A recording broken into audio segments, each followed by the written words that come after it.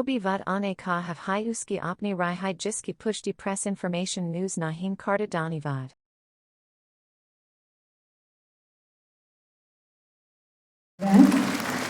Under whose leadership the oil and gas sector stands committed to be gradually reducing its carbon footprints, finding multiple pathways for the production of hydrogen. Policy action by India towards development of green hydrogen ecosystem. We delved into the immense potential of green hydrogen and its transformative impact on our energy landscape. We explored its potential to decarbonize critical sectors such as the chemical and fertilizer industry and its versatility as a clean energy carrier in various other sectors of the economy. We also reflected on the impact of the National Green Hydrogen Mission in accelerating the development and deployment of green hydrogen technologies across various sectors. The mission is paving the way for research and development initiatives, pilot projects, and favorable policies that incentivize the production and adoption of green hydrogen. It is creating a fertile ground for collaboration among industry, academia, and the government agencies to foster innovation and drive sustainable growth. We've also had the opportunity to learn from the perspective of some nations, including Japan, USA, Australia, and regions including Europe and Africa, and from the International Energy Agency about green hydrogen. As we reach the end of this conference, we carry with us the inspiration and commitment to accelerate the adoption of green hydrogen.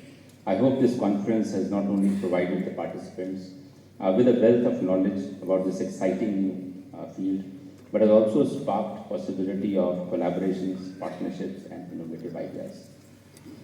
It is only through collective efforts and shared vision that we can accelerate the transition to a clean and green energy future. Together we can chart a new course towards India, where green hydrogen plays a central role in the global energy mix. I would be failing in my duty here without briefly mentioning the key people who made this conference possible. First of all, we are really grateful to our Honorable Prime Minister who gave the first idea of organizing a conference on green hydrogen. I also extend my sincere thanks to the three honorable ministers of the three ministries that talked about MNRE, Petroleum and Natural Gas, and DST, who have provided their leadership and unwavering guidance in the organization of the conference. I am grateful to the Scientific Advisor to the Government of India and his office for the invaluable contributions in organizing this conference. Shri Pankaj Jain, Secretary, Ministry of Petroleum and Natural Gas, Dr. Kala Selvi, DG CSIR, have also played a major role throughout the planning and execution of the conference. We all four were the overall organizing committee for this conference, and I think we continue to do that over the last 6 months or so. I would particularly place on record the excellent contribution by Shri Ajay Yadav, Joint Secretary, MNRE, Dr. Ashish Lele, Director, NCL Pune, and Dr. Ram Kumar, Director, R&D Center, IOCL, which I think all participants will agree played the key role of converting this outline of the conference that we had drafted into a reality, as we've seen over the last few days. I would also like to place on record my thanks to all the senior officers of MNRE, Ministry of Petroleum and Natural Gas, CSR and CSIR for the collaboration and coordination, which have been instrumental in ensuring the seamless organization of the event. I would like to thank our sponsors for their generous support and to the CII for their exceptional coordination and organization of this conference.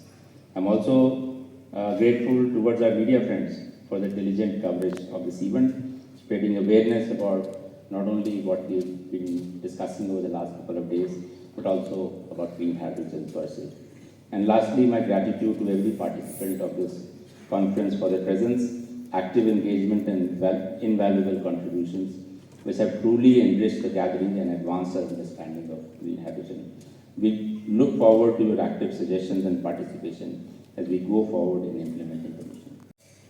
While India today imports about almost 200 billion worth of energy, all fossil fuel, it is possible for India to be an exporter of energy by 2047.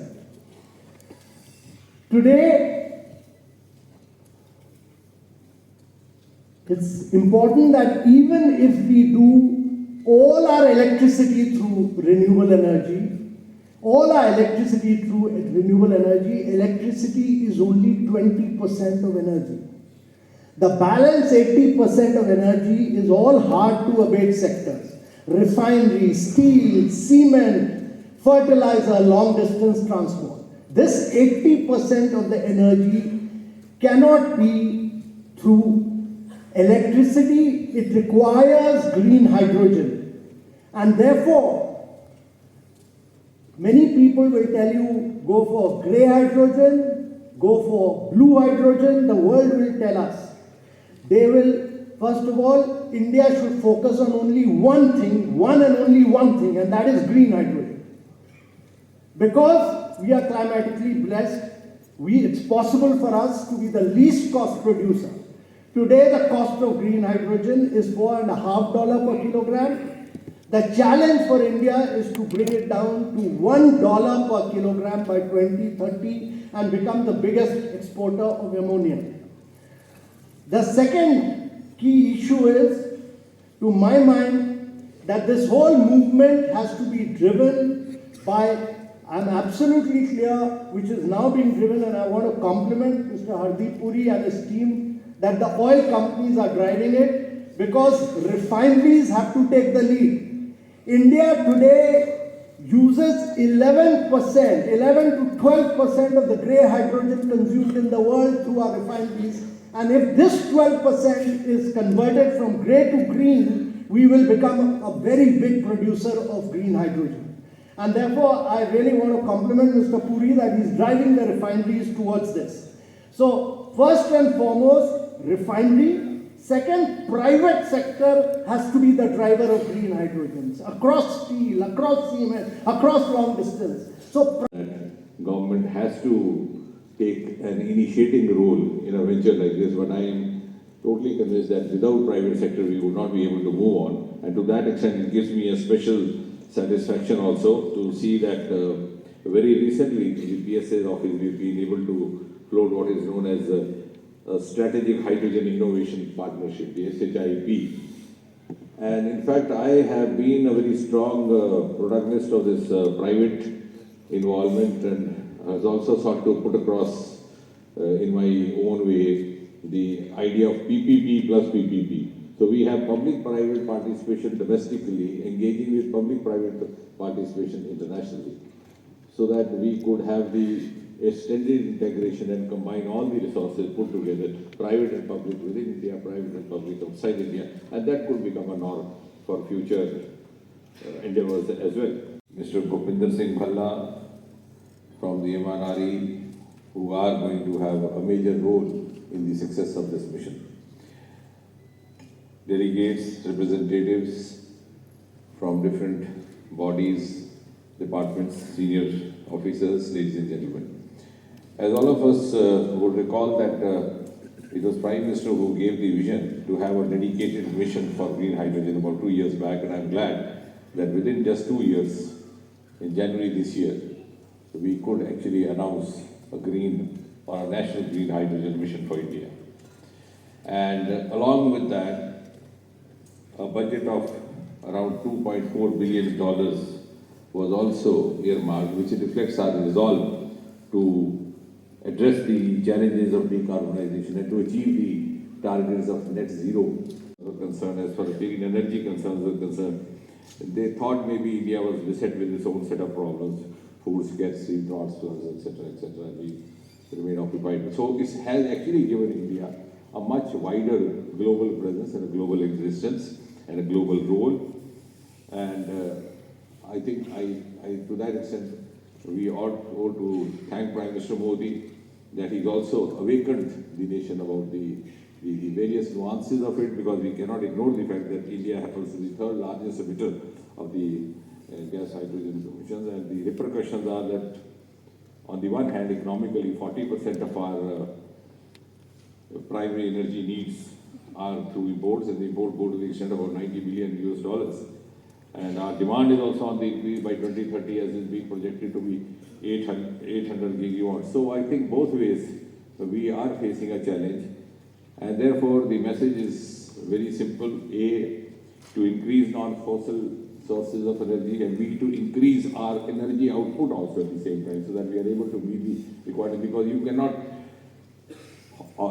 halt, or you cannot hinder, or you cannot even slow down the energy requirement, because as India grows up the pedestal in the next 25 years, and domestic consumption is shooting up. Global increase in energy consumption is, I think, global growth is 1%. Our growth is 3%, 3 times the global average. Now, what do? A, out of the 100 million barrels of crude oil that is consumed every day, we are currently consuming, India alone, 5 million barrels of crude. This is likely to go up to 6.5, 7 million barrels per day. Where is it going to come from? If it's going to come from imports, then, well, we are trying to ensure that our E&P goes up, etc., etc. But that's, make no mistake, fossil fuel world is a fast changing and ultimately declining thing, because your environmental concerns will consume that. So, which is the wave of the future? It is green energy. And now let me come back to a second point. I personally don't think that the government alone, or the government mainly, can do this. I think the emphasis which has been put on the private sector by the previous speakers is totally correct. Why do I say this?